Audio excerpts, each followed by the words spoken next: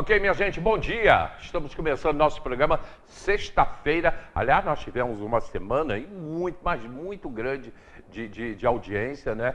Nós tivemos aí ontem, quando o pessoal da trupe esteve aqui, nosso Marcelo, a Michele, nós chegamos a atingir cerca de 5.600 TVs ligadas no momento do programa. Então, isso significa que a nossa audiência vem num crescendo. Tem dia que é menos, tem dia que é mais, né? Mas a gente chegou nesse pico. Eu me lembro desse pico quando o governador esteve aqui. A gente chegou num pico alto, né? Numa das vindas aqui do governador. Mas foram 5.670 TVs ligadas só no programa quando o pessoal da trupe esteve aqui. Essa semana inteira foi muito boa. Ontem, por exemplo, pastor Zilmar Leite, pastor antigo aqui em Teresópolis, né? Durante muito tempo na Igreja Batista Central, agora na Igreja Batista ali no bairro de São Pedro, já há muitos anos também, fazendo aniversário, acho que são 26 anos ali. Enfim, também um nível de audiência, a coisa cresceu muito nas redes sociais também.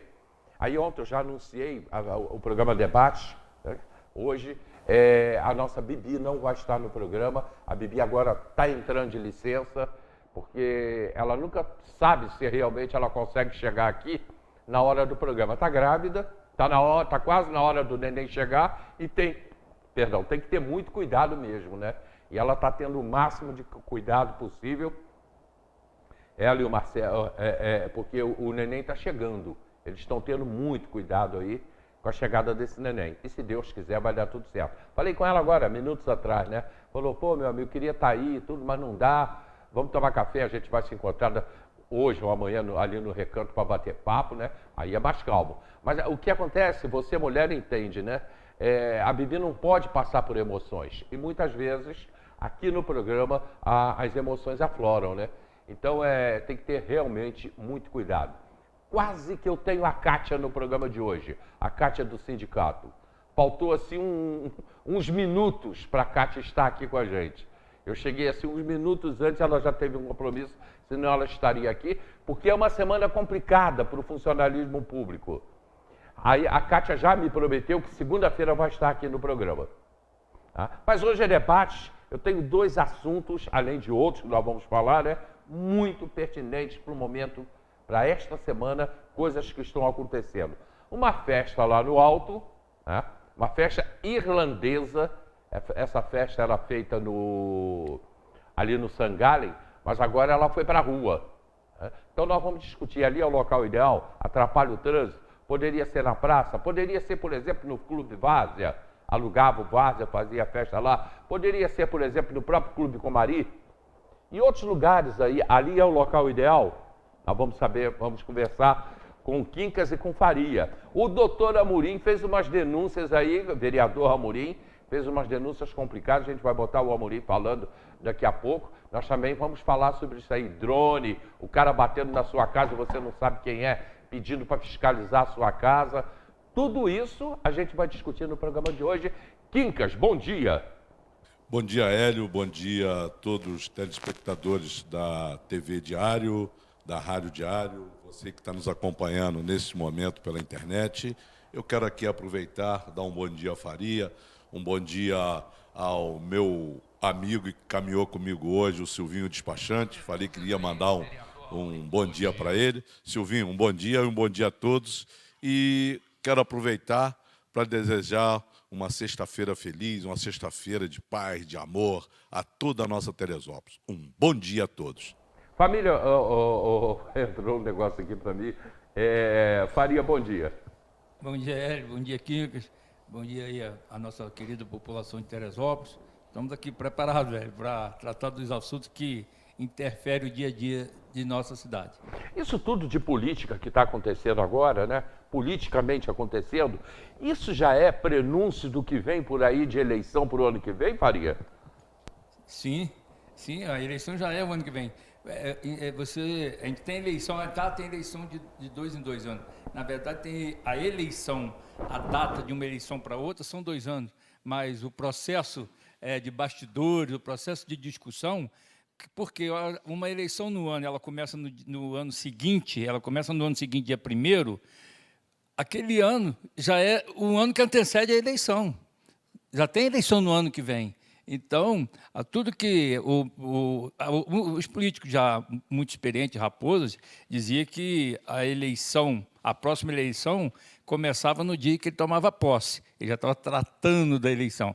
Na verdade, eu não acho bem assim. Eu acho que a eleição, cada mandato são 4 anos, ela tem os 2 anos de início, de toque de caixa, e depois de reserva, de planejamento, porque os 2 anos últimos de um mandato, ele está terminando o mandato, não está começando mais, ele está terminando o mandato. Só que ele está terminando o mandato enquanto o outro mandato está começando, porque são eleições de legislativo e executivo. Você tem a eleição de prefeito, né, e vereadores no município. Depois você tem a eleição a nível nacional, deputado estadual, deputado federal, senador, governador e presidente da República. Então são eleições diferentes, mas que têm ligação uma com a outra, interfere, e é lógico, o ano que vem tem eleição. Então já está se discutindo a eleição do ano que vem. Prefeito e vereadores. Prefeito e vereadores. Pois é, mas a gente já pode ir mais longe, Quincas. Já é eleição, já estamos dentro de uma eleição. Sim, até porque agora, a partir do dia 3 de outubro, já vem os candidatos, os pré-candidatos, né? A vereador, pré-candidato a prefeito, ele já tem que estar embutido dentro de um partido para ele poder... Houve uma alteração. Agora são 6 meses. Então, 6 meses, entendeu? Então, praticamente já vai começar as conversações, os bate-papos, vem fulano para cá, fulano vai para ali, já para escolher os partidos de uma eleição de vereança e uma eleição de prefeitos. Então, a coisa já começa, o sangue já começa a ferver já em torno dessa escolha de vereadores, de partido, de pré-candidatos. Isso aí já aquece o meio político dos municípios. Quando o Hélio colocou que mexe com a nossa questão local e dos 5.000 e quase 700 municípios do Brasil, mexe muito a próxima eleição. Mas a próxima eleição já se fala de...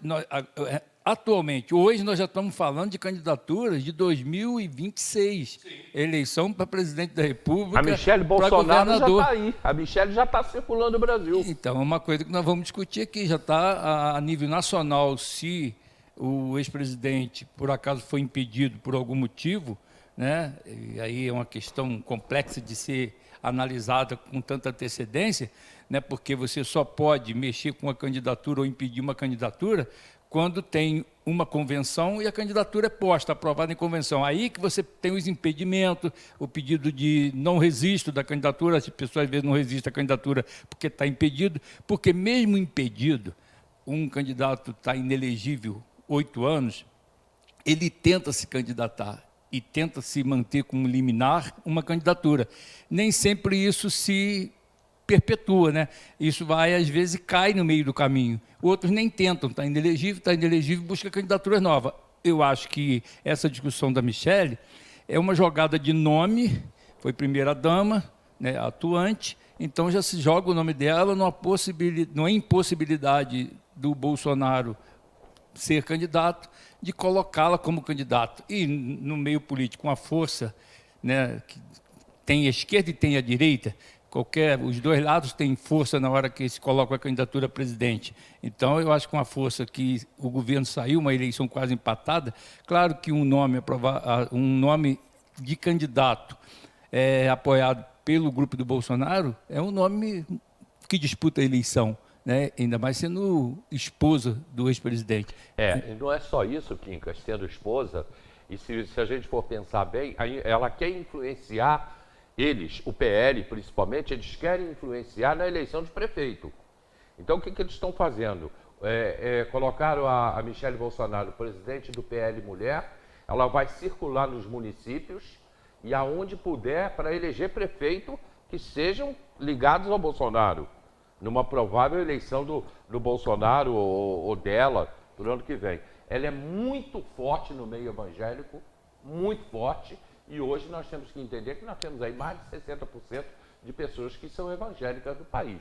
Aí eu queria que você pegasse por aí, Quincas, a força dessa mulher. Sim, até porque, ô Hélio, na política você tem que ter as bases, né? Você não ganha uma eleição só, você ganha uma eleição com o seu grupo. Então, essa intenção dela de visitar os municípios em todo o país é criar na próxima eleição de prefeito, criar o maior número de prefeitáveis eleitos do PL E vereadores também, né? e vereadores para dar sustentação a uma candidatura futura. Isso não é só ela, mas o ex-presidente, como o atual presidente Lula, também vai fazer o grupo dele sustentar um segmento para apoio da candidatura futura. Então, é aquilo que eu falei aqui atrás.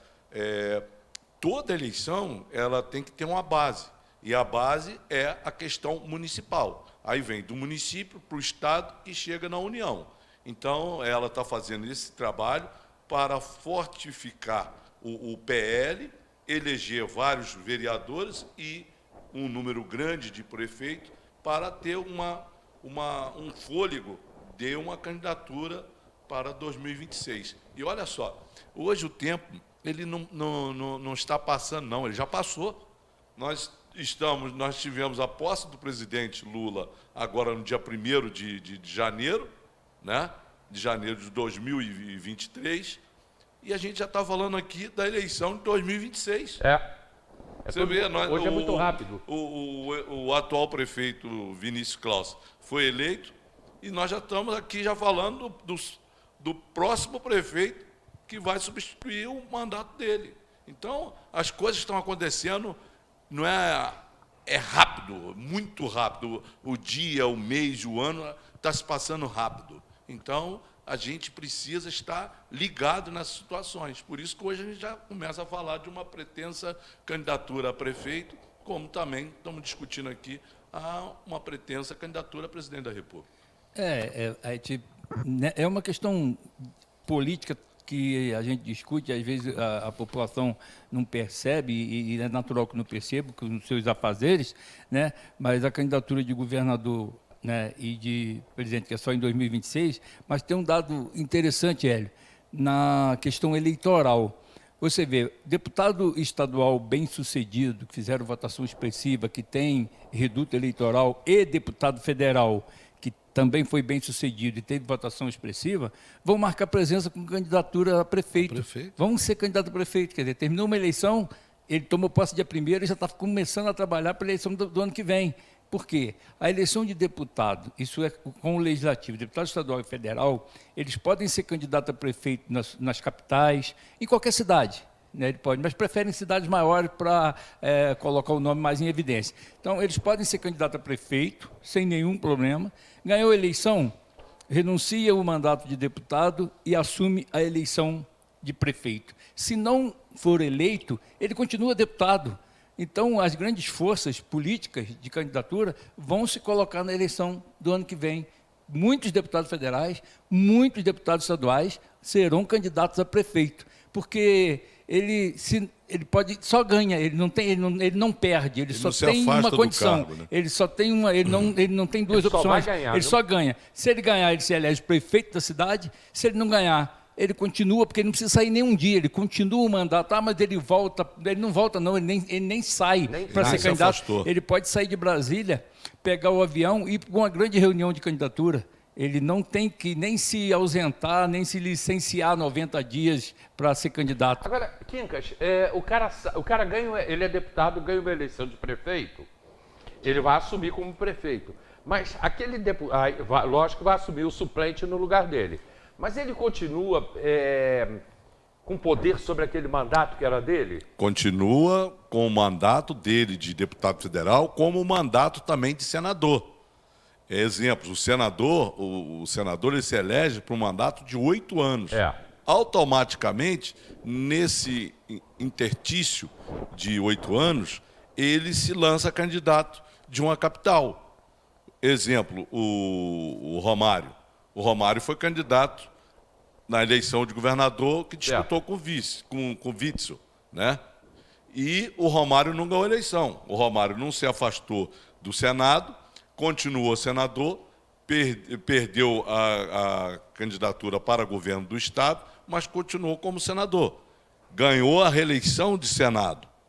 Então, nós temos agora uma prefeitura, uma candidatura a prefeito no Rio de Janeiro, como temos em vários outros municípios de grande porte eleitoral, que é Niterói, que é Campos, que é São Gonçalo, Nova Iguaçu. Então, esses municípios são municípios que aquilo que o Faria acabou de citar, tem uma grande influência política e que muitos deputados federais que se elegeram agora, daqui a 1 ano e meio, eles podem ser candidatos a esses municípios, como o próprio senador que ganhou a eleição, o Romário.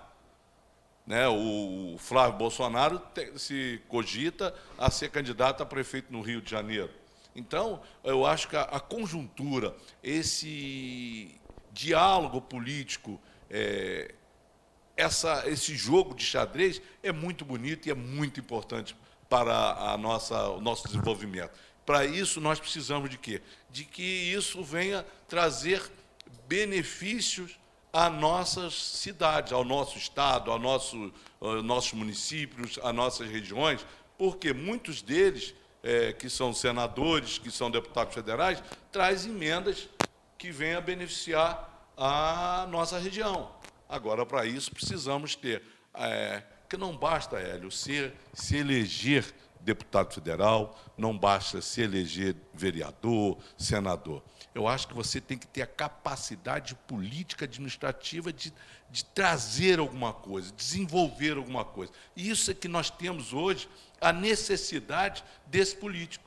Nós precisamos de um político que ele tenha um conhecimento e um desenvolvimento para trazer a benfeitoria daquele mandato dele para a região, para um segmento da nossa cidade, do nosso estado.